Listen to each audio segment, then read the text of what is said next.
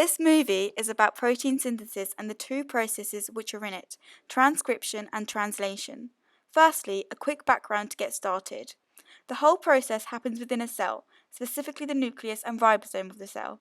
It begins with a DNA molecule in the nucleus and ends with a polypeptide chain leaving the ribosome. So the first stage of protein synthesis is transcription. This happens within the nucleus. The DNA section called a gene is identified by the start and stop codons. The gene will firstly unzip itself because of the enzyme DNA helicase. This gene contains the information to code for one protein.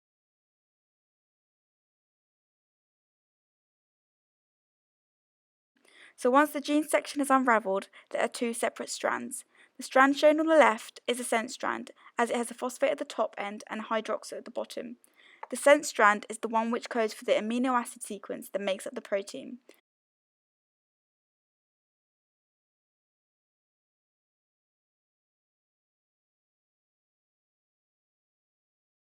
The other strand is the antisense strand, which has a hydroxyl at the top and a phosphate at the bottom.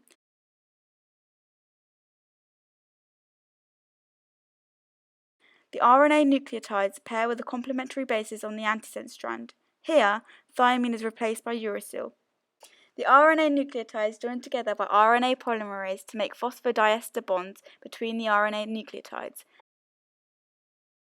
The mRNA then leaves the nucleus through the nuclear pores and travels to the ribosomes. The mRNA molecule made in transcription now enters the small subunit of the ribosome with the start codon AUG entering first.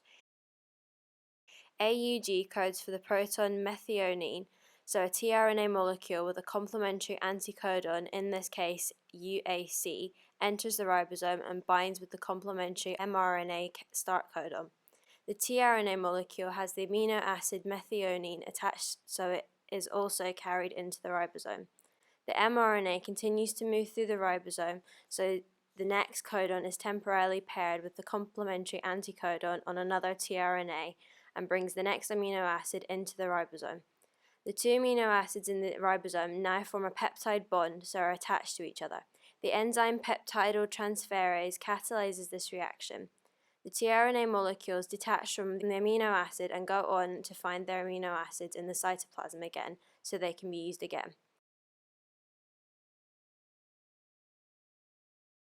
The ribosome moves along the mRNA strand and the process continues with every codon until a stop codon is reached.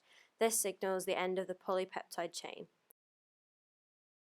The polypeptide is released from the ribosome and will transfer to the Golgi body for modification. Protein synthesis occurs every time a new protein needs to be made. To round this all off then, I'm baffled as to why the human body isn't an eighth wonder of the world. I mean, cut it some slack, it's pretty amazing.